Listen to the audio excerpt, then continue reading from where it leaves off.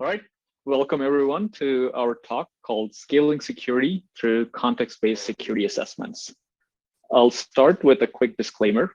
The views in this presentation are those of our own, and they do not represent necessarily those of Splunk, but we're very thankful to Splunk to allow us, for allowing us to do this talk and building something that we're very proud of and showcasing to all of you.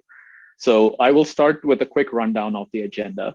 I'm sure after the fun introduction John gave us, you'd love to know more about us. And even if you don't, give us a chance, you'll like us. So we'll start with a quick intro of ourselves, then we'll go on to talk about who this presentation is for, and then what you should expect. Hopefully, you'll make a decision to stay and listen to the rest of it once you know what this is all about. And through the rest of the presentation, we will walk you through the story of an engineering team and a product security team at your friendly neighborhood high growth company. And I'm sure a lot of you will relate to this story. Through these stories, though, you'll learn about the challenges, the common challenges these teams face. And we'll talk about the different ways to tackle these challenges. Like there's obviously different ways to solve a problem, right? So we'll talk about the different approaches and then finally arrive at the approach we picked. And we just didn't pick an approach. We decided to actually build a tool to support this approach. So we'll demo that tool, and then we'll talk about the roadmap. So I'll start with a quick intro about myself. Here's a picture that looks nothing like me right now. And I lead the product security team at Splunk. I've worked here for over 5 years and previously as a principal engineer on the same team. Of all the things I've been fortunate to accomplish here, I'm personally very proud of creating the tooling and automation function and bringing in all the awesome people on this team. And this talk today wouldn't have been possible without all of us together here. Started my career on the offensive side and transitioned over to doing security engineering, helping software development teams build secure software, right? I consider myself very fortunate to have had the opportunity to work at large companies and small startups doing work in security. And that's why I'm also passionate about helping people grow in their careers. I started this thing along with a couple of other security leaders in different tech companies called the Security Mentor Club. Please join us and ask questions if you have any questions about growing your career. And finally, I'm interested in advising startups, interested in blockchains, and recently been working very hard on my dad jokes. And no, I'm not crazy. I'm actually going to be a dad in a couple of weeks, and I'm pretty stoked about it. So that's the reason why I'm working very hard on those. I'll call on Andrew to do his intro. Nice. Hi, I'm Andrew. I'm the senior tooling and automation engineer for Splunk's product security team. I have 5 years of software engineering experience that ranges from cybersecurity, big data analytics, data and developer infra, as well as tooling and automation. I've been an Eagle Scout since 2010, and I really love to hike. So on the weekends, I try to find new hiking spots around the San Ramon, Danville, Dublin area of California. And I'm also a huge Rick and Morty fanatic. So I've been watching reruns of that pretty much every dinner time. Hey guys, how's it going? Thanks for joining us. My name is Sanjeev. On the right there, you can see a picture of me when I was a little bit hairier than I am today. But I'm a product security engineer at Splunk, where I work on the tooling and automation team with Teja and Andrew. And prior to that, I was actually an intern at Splunk. So I really enjoyed my time here. I love the team, which is why I'm still here. But before I was at Splunk, I was doing CS at UCSD and UIUC, where I did my master's actually at UIUC. A lot of my security interests revolve around web privacy and software integrity systems. So I was focusing a lot on web fingerprinting and building systems for consensus. And I consider myself a bit of a Renaissance man. And so I have a wide soup of interests, as I like to call it. So I'm very much into visual arts. I sculpt. I'm also big into mechanical boards. It's a hobby I've stuck with for about 5 years now. So I build them, I customize them, I make special keycaps for them. And then I'm also into climbing like many other software engineers. And as John mentioned, Legos are a big part of my shelf space. And then finally, I guess since I didn't get to travel much these past couple of years. I got into GeoGuessr, where I get dropped in a random location on Google Maps and try to figure out where I am. So that's been my El Cheapo way of traveling the world. Awesome. See, I told you guys you'll like us. But let's start with the meat of the talk. So who is this talk really for? So this talk is for product security teams at high growth organizations. And I want you to guys to pay attention. It's high growth, not large organizations, because we think high growth organizations are usually fast moving organizations where you often find that there is an imbalance in the supply of product security engineers and the demand for their time. Because these organizations are always looking to build new products or features for customers, the product priorities constantly change and there are always frequent reorgs. So all these factors, the complexity, the rapid pace of change, and the volume of security engagements coming in make the product security team's job really hard, right? Let's take a look at some of the common problems faced by the product security teams at high growth organizations. So one of the big things, the first big problem that product security teams face is about scaling the security assessment process to ensure that there's actually sufficient security assessment coverage for the whole organization. And how does the team really scale this coverage across the board? The second challenge is about making the end-to-end security engagement process or security assessment process transparent to the engineering teams upfront. The type of assessment any product has to go through is determined by the context of the product and the risk, which means the engineering team has to usually first wait to talk to the product security team to understand, do I do threat modeling or do I do everything across the board? Or do I need to do only a pen test? So I think it would be much nicer if it's easy for the engineering team to know upfront what should be expected. And the third challenge is how does the security team, the product security team, report the risk to different levels of engineering in the right way that's meaningful to them. So hopefully by the end of this talk, you will be able to look at different solutions. Andrew, do you want to go to the next one? So this talk, you'll be able to look at the different solutions to the security assurance scaling problem and the solution we chose to build and how it can work for you. We think it will work for product security teams that have similar problems like the ones we've described earlier. And we will actually go through a demo of our solution. Hopefully, fingers crossed, we're going through our open source process and we will be able to open source this in a couple of months. So let me take a step back actually and talk about the goals of a product security team, usually in such an organization. So in any organization that builds software, as the engineering team builds new products or features, it is very likely that they're creating new information security risk unintentionally. This security risk they create on a day-to-day basis is unknown in the beginning unless somebody does an exercise to discover or identify the risk, right? So it is the responsibility of the product security team to convert this unknown risk into known risk by performing different types of manual and automated security assessments. Once this risk is known, it is also the job of the product security team to report on the risk and ensure that it is addressed. So in other words, the success of the product security team can be measured by how well they complete the security assessments in the red box here, and how well they ensure that the risk is addressed by providing timely and actionable input on addressing the risk. Sounds simple, right? It may be simple if you have one product and 10 product security engineers on the team constantly looking at it, and if it's a small product. But if you have a bunch of products, it's complicated. Scale always introduces complexity and challenges. So let me actually pass it along to Andrew to demonstrate how the seemingly simple job of a product security team can be really hard at scale when there's multiple products involved. Thanks, Teja. So let's talk about a typical scenario that we often see in many organizations. We're going to follow some common conversations encountered by engineering and product security teams. We'll then brainstorm how we can scale their workflows at a high growth organization. In this scenario, the product manager unexpectedly decides to end of life the next gen product that everyone has been talking about for the past 6 months. Now, this product has been vetted and tested and assured through multiple channels already.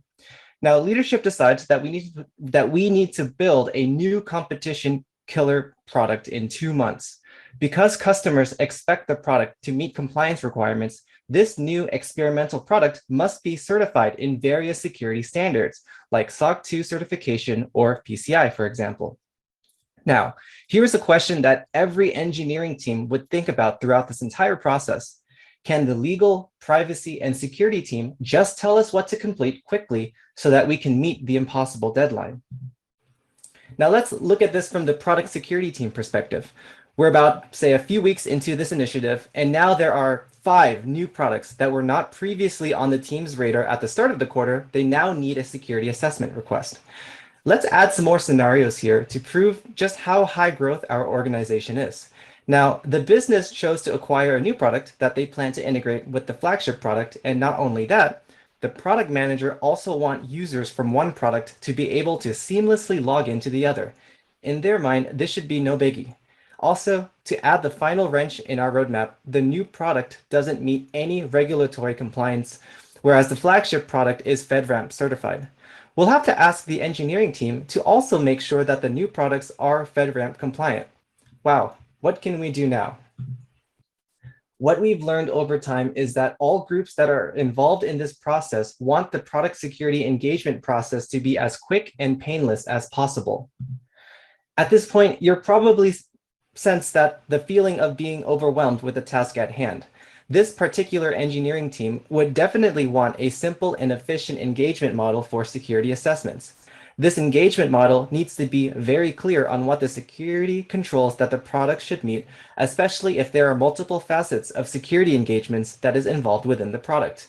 This engagement model needs to be well defined with the end-to-end assessment trackable and deliverable once the tasks are completed. This model needs to be quick and with the turnaround time on engagements being sufficient enough so that the engineering team can work on addressing them via code or requesting an exemption for the risks that were found during the assessment. Now, on the flip side, the product security team that is going to perform this engagement model will need to ensure that they are quickly receiving actionable service information from the engineering teams. Ideally, they should be receiving this information with minimal knowledge and back and forth between the teams. Additionally, product security teams needs to be able to prioritize the security assessment based on the security impact of the changes made to the product. In our specific scenario, we have multiple products, some of which may have already had past security assessments done on them, and the product security team would love to save time by retrieving the context of previous assessments that may be carried over to a future request. This way, the version-to-version changes are very well defined. And another pain point to address, the product security team would also need to see a forecast of the volume of incoming security requests. Now that we've taken a look at the day-to-day scenario and what each group would like to see in a security assurance engagement model, I'll hand it off back to Teja to talk about the different avenues of thought that we employed to arrive at our solution. Awesome. Thanks, Andrew. And wow, that sounds like a fun challenge to solve. So many different desires from the security team and the engineering team. So before we actually try to solve this problem or build a solution to this, I thought we should spend a few minutes looking at the different possible ideas on how to approach this problem, right? So one way we can make the security engagement process quick and painless for engineering teams is actually this high-touch engagement model, or that's the term we're using for it, where there's an embedded security engineer within each engineering team.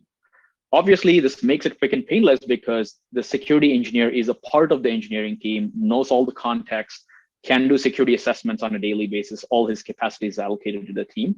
And this possibly results in the highest quality security assessment outcomes. But on the flip side, remember that our challenge is to scale. In a high growth organization, the engineering team always moves fast, keeps hiring new people, builds more new things. Therefore, in order to scale this method or this model, we need to really hire security engineers equal to the number of teams or the number of products. So this is not really the ideal solution. A second way to do this from a scaling perspective, which would be ideal, would be a low-touch engagement model where all the security assessment process is self-service. You guys probably have seen how the most recent advancements in terms of scaling an AppSec program are all around integrating tools into the CI process, making threat modeling automated. But I think this approach has the downside of making the security assessment more of a checkbox where we assume that the output of some of these tools is good enough for doing all security reviews, and security teams can do self-attestation. And I think there is some amount of inherent risk in putting every single product through this process. So after thinking about these two, what we arrived at is this third hybrid model where we said, okay, if the security team really has to be efficient in their goal, which is identifying risk at scale and surfacing risk, and if the dev team wants to actually build and release products quickly while taking care of the security stuff, the best approach to this would be something where a security engagement request comes in or security assessment comes in from the engineering team, and there is this adjudication process where that request is put in a box of high security impact or medium security impact or low security impact. And then this product security team gets to spend majority of their time on the high security impact changes, and maybe the medium and low security impact changes can be put through some sort of an automated or a semi-automated process. Now, you probably have already seen the solution, and you might be thinking, hey, I've seen questionnaire-based threat modeling or questionnaire-based security impact analysis. But obviously, the challenge with doing that right is all around how well do you do the security impact assessment. And our epiphany or hypothesis is that by gathering all the context possible about a given product, we think we can ask better questions to do better security impact assessment. And as a result, we built a solution that we think will work really well to scale security through security impact assessments and gathering context. And based on the context of the product, we determine the security controls that apply to the product, the different questions that we can ask to gather more context around the product. Let's actually brainstorm a context-based solution that we built, and I'll hand it off to Sanjeev to talk about the solution. Yeah, thanks, Teja. So we are mentioning product context this entire time. So what exactly do we mean by product context, right? What are we looking for when we try to service something? Essentially for us, product context means salient features and engineering decisions that impact the manner in which we service a product from the security perspective. So in this handy table here, we have 3 different types of products that you might encounter at a high growth organization that build software, right? You'll have your huge SaaS product that's deployed as microservices. You might have first-party apps that are distributed through an app store, or you might have a monolithic binary agent that runs on premise. And the core takeaway here is that each one of these products is going to be serviced differently because each one of them has different security needs that need to be met, and they all operate in a different manner. And to highlight that, we've put a list of not a couple, but actually 7 different types of product context that we look for, right? And those are all on the right-hand side of the table here. Some important ones I'd like to highlight would be data context, right? How is our data stored in this product, and knowing that from a security team's perspective allows us to define the tasks we need to perform to make sure that data storage is safe and resilient. Something else might be the deployment context. A product that's deployed via Kubernetes or some cloud infrastructure is going to be treated very differently, has a different attack surface than a product that's being deployed on premise. Something like development context, knowing what programming language is being used. Obviously, that changes the way in which we service the product because we're looking for different unsafe patterns. Also, the build context, if something is deployed via, or not deployed, but rather built via Jenkins CI, we're going to be providing a different set of tooling and automation to scan this software as opposed to a product that's being built via GitLab CI, where your product security team might have a different set of tools that they use to perform security actions. And then finally, something as simple as scale and customer context, right? A product that has millions of customers in general release is going to require a much more stringent security review, and therefore will require more effort and hours put into that review than a small internal product that's only being touched by a dozen or so engineers within the organization. So now, keeping this in mind, let's think about the technical needs we would want a solution that we're going to build to have, right? So if we're going to build a solution that gathers this product context, we first want to make sure that it guides users through tutorial-like engagement workflows. And by tutorial-like, I mean, we offer explanations for expected user inputs and tasks, and then perform error checking on user inputs where applicable, because we want to make sure that our solution is gathering immediately actionable information and product context while simultaneously making the product security's interpretation of this product context available and clear to the engineering teams. So we want engineering teams essentially to understand exactly what we're doing and know why we're performing the security controls that we are performing on their particular product. Secondly, we want to enable product security engineers to ask custom questions to gather relevant context. So product engineers should be able to define custom questionnaires that gather the right context for their particular security workflows, right? Every product is different, and we want to make sure that we can easily create and provide the right workflows for a wide range of possible product contexts and service requirements. We also want to enable product security engineers to define actions and tasks to take given certain product context. So again, product security engineers should be able to define automated task assignment for certain contexts, either via a ticketing system or actual automated jobs. But this kind of brings us back to the hybrid engagement model we discussed earlier. If product security engineers can define how product context should be mapped to necessary security controls, then we can immediately put those curated tasks in front of ProdSec engineers for manual execution, right? So we let the decision making and the general security scoring happen in an automated fashion. And once we have that impact gauged and measured, we then allow human product security engineers to go ahead and perform the tasks that are required. But the core takeaway here is that we're removing the human effort required to gauge the security impact of a particular product. And then finally, we would like our solution to store reusable context snapshots of previous assessments. So if we're going to be gathering product contexts as products are being reviewed, it makes sense that we might as well store that context and use that context to augment future security reviews and maybe draw some insights about ways in which we can improve our service posture. And we'll show you guys kind of how we do that by demonstrating the product security portal, which is the tool that we have built to meet these needs. So we're going to go ahead and show you guys the demo. Hopefully you guys enjoy this demo. We'll have a few words to say afterwards. All right, welcome to the Product Security Portal. This is the tool our team has built in order to help us scale our security operations in the face of a rapidly growing and evolving organization. We're going to walk you through the tool and its numerous features and outline ways in which we think it can augment your everyday workflows as application security engineers in high-growth organizations.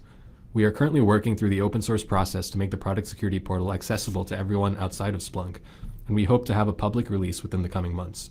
In the meantime, we hope that this demo will help you identify challenges in your daily operations that can be addressed by the Product Security Portal. Let's jump right in. Let's put ourselves in the shoes of a member of the engineering team and walk through how we would use the Product Security Portal to submit a security request. Along the way, we'll observe how parts of the user flows alleviate work for the product security team and facilitate our own operations.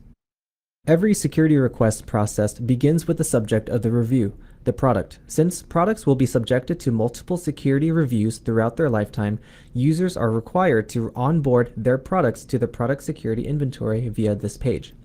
Let's go ahead and fill out this form for a new product called Blockchain Verification Service. This initial step will allow us to gather some core context about the product. This is the context that we expect to remain fairly consistent throughout various version releases of the product. As you will see later, some of the information provided here will allow us to define custom automated context-based workflow. Let's go ahead and onboard this new product. Now that our user has onboarded the new product, they can begin submitting requests for various security services. Let's fill out the security assessment request for a new major version release of our newly created product. We can do this by selecting the product from the Choose a Product Name dropdown. From here, you can see all onboarded products, including the one we just onboarded. You may also notice this list of security controls being displayed to the user. In our case, each control represents a task that will be created in our Jira ticketing system and assigned to a product security engineer. The list of controls will change as required given changes in the product context.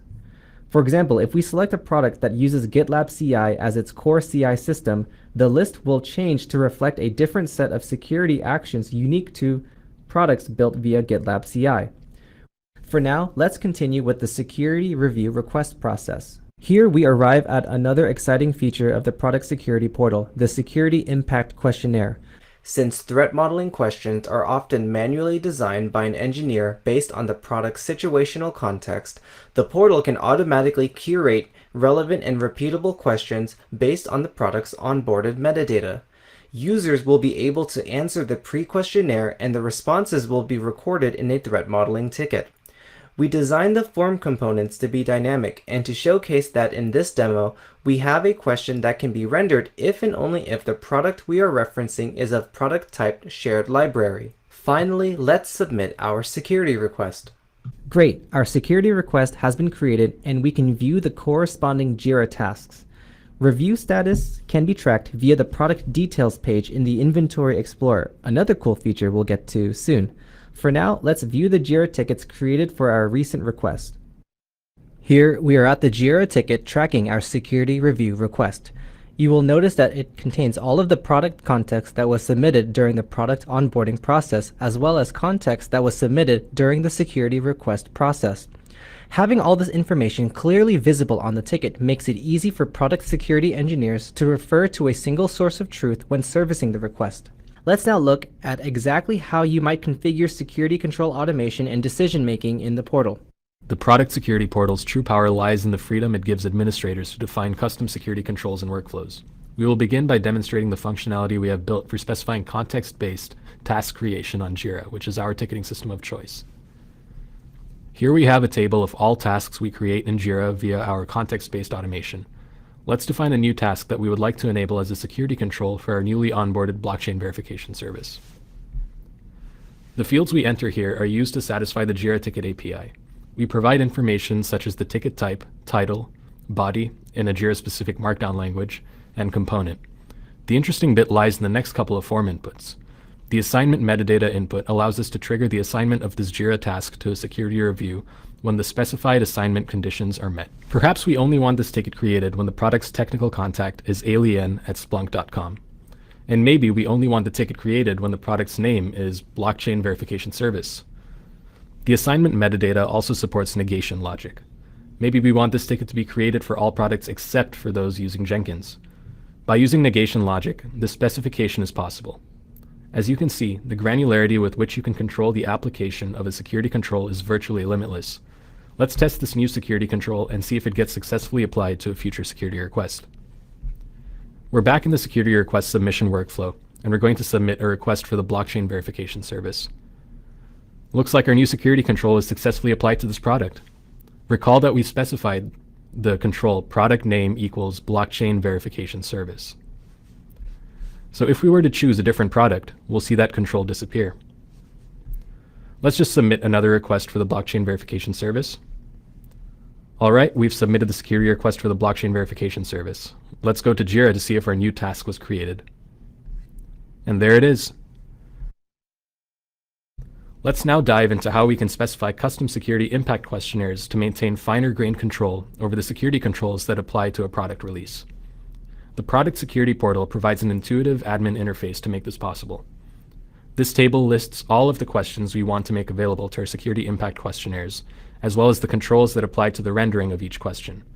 Let's add a new question to our questionnaire. All of the information provided here will be used to determine when and how the question should be rendered on the security impact questionnaire. We begin with the question identifier. This value is used to uniquely identify this question elsewhere in the form. It is particularly important for conditionally rendering questions later in the form based on the response to this question. Next, we will enter the question text. We now decide whether we want the question to be rendered by default. If we select true, this question will be asked on all security impact questionnaires moving forward. If we select false, you will notice that we are given the option to specify the conditional arguments on which the question will be rendered. In other words, the question will not be rendered on a security impact questionnaire unless all of the conditionals are met. This example dictates that the question will be rendered when the product type equals shared library.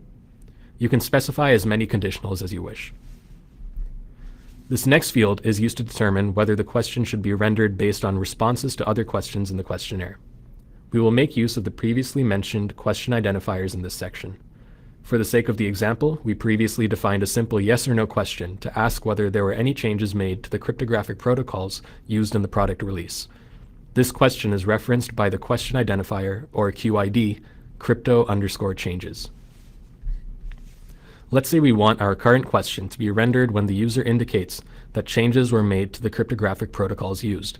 We can do this by first specifying the question identifier that maps to the conditional question. We can then specify the response to this question upon which we should render the current question. Moving on, we can select the question input format, such as whether the response to the question should be specified via dropdown, Boolean toggle, multi-select, or radio buttons. Finally, we arrive at the security scoring decisions section. This is where we assign a numerical security impact score to the question based on the response received. We can now submit our question and see it get applied to the security impact questionnaire. Here we are back in the security impact questionnaire for our blockchain verification service. You'll notice that you don't see our newly onboarded question yet. You might recall that we only wanted to render the question if the user indicated that any changes were made to cryptographic approaches in between releases. Let's go ahead and indicate that there were cryptographic changes. And now our question has been rendered. You're always free to edit existing questions and their rendering behavior as your team's decision-making workflows evolve. Let's take a look at how a product security engineer can use the product security portal to explore organizational assets. Here, users are able to see all of the product inventory that has been onboarded and gathered via everyday use of the portal, as well as the various security requests that were associated with each product. At a glance, the user will be able to filter tables entries by product area or any other product context key that was onboarded. We can also download a CSV of our search by clicking on the Download CSV button. Let's click on one of our products that was onboarded. At a glance, we're able to see specific metadata that relates to this product, such as ticketing system metadata, as well as information that helps us determine stakeholders and technical contacts. The information below, product details onboarded, will be the consistent metadata that is carried over from request to request. In addition to viewing core product details, we can view version-specific information that has been tracked over the course of multiple security assessment requests through the product security portal. You can see that as we go through the different versions of the product, we can see in real time the changes in Git repositories as well as artifact information. This helps ProdSec engineers track specific changes from version to version as they conduct their security assessments. In addition, it provides an easy-to-navigate historical inventory of all products serviced by our team. Just as we could update core product context, we are also able to edit the metadata and context for existing product versions in our inventory. As the security team's scope increases, new security tools may have to be onboarded into existing workflows at a moment's notice, or some tools may become suddenly deprecated. Our team has found it useful to use the product security portal as a location to maintain tooling documentation so that members of the engineering team do not have to split their security education and servicing across multiple knowledge platforms. As a result, the product security portal defines an extensible schema pattern that allows ProdSec engineers to add or update documentation for their tooling of choice in markup. Now, getting all your tooling documentation in one location is as simple as writing a README. You may recall earlier in the demo, we mentioned that you can extend the portal's workflow functionalities by adding new YAML files to statically configure custom input forms. Here's an example of a YAML file that is responsible for driving the rendering of our pen test form. You can see some of the higher order keys that are used for the business logic of the form and automation, as well as definitions of front-end components that specify how these form elements are rendered. At the moment, our portal does most of the heavy lifting with regards to rendering custom forms, so devs can focus solely on perfecting the business logic of their security flows on the back end. We are currently working on optimizations to this flow definition process so that devs will also be able to easily add or modify back-end business logic without needing to write a lot of code. These changes will be ready by the time we open source the product security portal, making the end-to-end definition and release of custom security workflows as painless and streamlined as possible.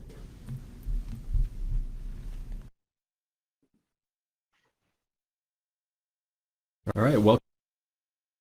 Great. Well, we hope that demo was informative and exciting for you guys, and hopefully you were able to identify some ways in which our tool could help alleviate some of the stresses your own product security teams face at high growth organizations. But just to summarize, we want to drive home a few pieces of impact, basically some things that we think our portal does pretty well. So the first of that is that we've created a tool that captures the context of each app and product that requires a security assessment. And we do not proceed with security assessments until that context is captured.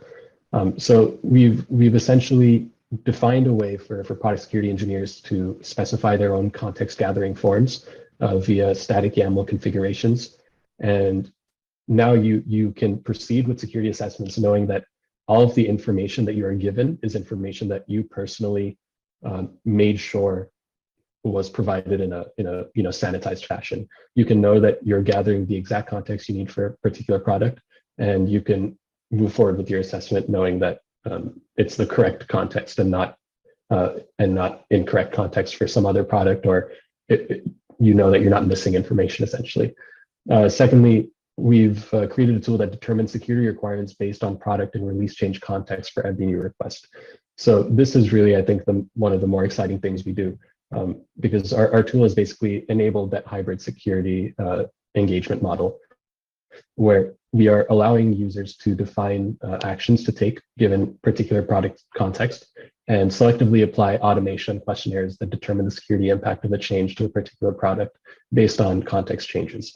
And once that workflow is automated, it's just a matter of putting the predetermined tasks essentially in front of a product security engineer to carry out the necessary work. And you can use that product context to also determine applicable regulatory requirements that have been set out by your organization. We've also created a tool that builds a detailed product inventory via mandatory context capture. So we are using this product inventory to report on risk and control maturity to leadership at the moment at Splunk. But there's so much more you can do with product inventory. We've essentially built a way to capture an evolving history of product context across assessments, right? Because every incoming product request will always have a change to its product context as that product lifecycle evolves. And we are logging all of those changes via our product inventory tracker. And we can use this history to drive insights and accountability. So we can pinpoint steps in a product's timeline where certain key security events or decisions occurred, because we know exactly what security controls applied to a particular product at a particular time based on our automation. And we've enabled insightful exploration of this thorough product and security assessment inventory via the awesome product inventory explorer that we built. So we think that's a really handy feature of the portal. And then finally, we have created a tool that enables total configuration of context gathering. So this is honestly my favorite part of the portal, is that we've made it possible for any product security engineer to statically define questions and input controls to ask engineering teams to gather the context they need to effectively service the product. And again, you do that with the simple YAML files. We've built a very robust front-end framework that takes these YAML files, static configurations, and renders out the form that also performs error checking based on regular expressions that you would provide. So you can get immediately actionable input upon request submission. So you don't have to worry about interfacing back and forth between yourself and engineering teams. You can now just have a request be submitted and immediately get to working on it. And finally, we've enabled context-based security impact decision-making and task automation controls. So you saw how we use it, the product security portal, to automate Jira task creation and then assign those Jira tasks to product security engineers on our team. But you can do so much more with it, right? You can also define automation. You could use it to define questionnaires, as we have also done, where you can now take product context as well as questionnaire response context and use that to render out future questions to ask to gather more context. So it's this crazy self-feeding loop that we've built, but it's all very configurable within the admin workflow, where all you need do is define conditionals based on product context that you want to satisfy, and your automation will go ahead and take care of it. So if you can think of a way to automate it, you can build it through this portal. It's all customizable to your heart's content. So keeping all of these great features in mind, we're really happy with what we've built, but there's still some things that we want to push, and we want to get out there. So these are the things we have on our roadmap for the future. They most certainly won't be ready by the time we open source them. We open source this tool, but we think they're cool things that can still really enrich the experience of the product security portal. So Andrew will give you a little bit of insight to the roadmap we have planned out. Cool. Thanks, Sanjeev. So at a technical level, we designed the product security portal APIs to be very modular and generic. And since this tool is deployed in an environment for us that touches on many parts of the infrastructure our devs use, we actually have many opportunities to increase the efficiency for delivering security assurance and risk reporting to the organization. So the first of such roadmap item is to create automation around auto updating our product context that we gather as much as possible. So this would leverage the use of, say, CI/CD APIs, infrastructure like Kubernetes APIs and AWS APIs or GCP APIs if we detect them during onboarding.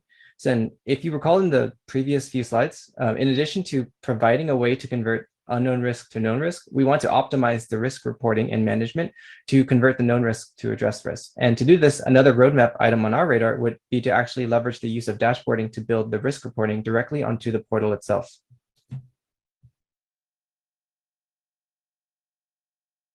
Awesome, thank you guys.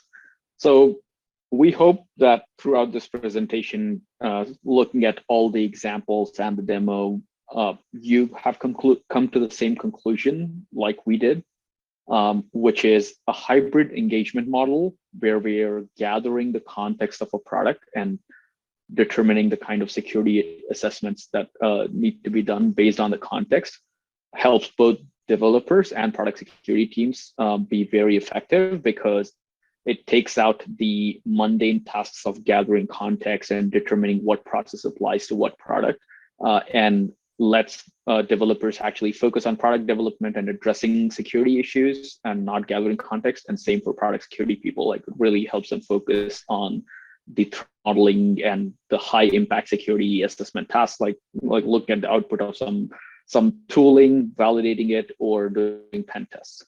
So that's all we have. Happy to answer any questions at this point. Thank you very much for coming in and attending our talk.